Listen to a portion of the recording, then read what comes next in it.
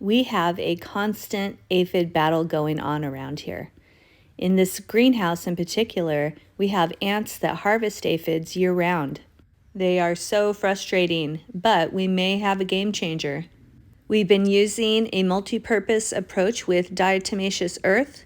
We don't use it in the garden because we have a ton of pollinators that would be affected negatively, but no pollinators in the greenhouse, and so far it's been keeping the ants at bay. We've been dabbing the DE in the center of our new chili pepper leaves. This is where aphids typically start out, but since we started putting the DE in the center leaves, they've been avoiding that area and now they're hanging out on the stems. Well, when researching, I found a video from the Rustic Garden where he tries DE as a mixture in a spray bottle. It was a very old video and he was trying it for the first time, so didn't know if it was going to work.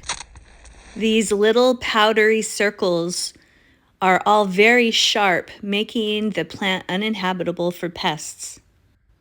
Before, there was plenty of places where the aphids could live without coming into contact with the DE.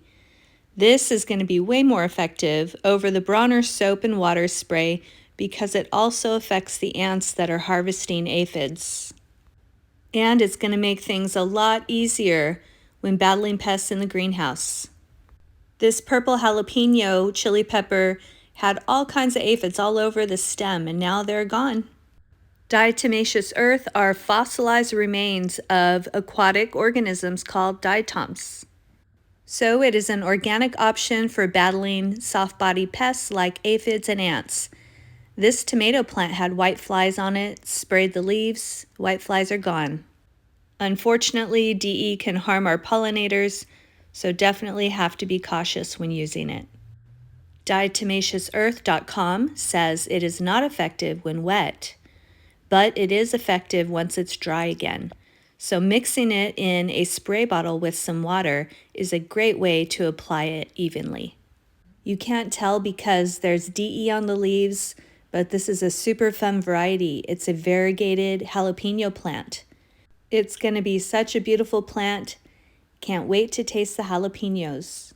We have around 75 different chili pepper varieties growing, and a lot of them are super hots, and we're going to try to feature them all, so make sure to follow.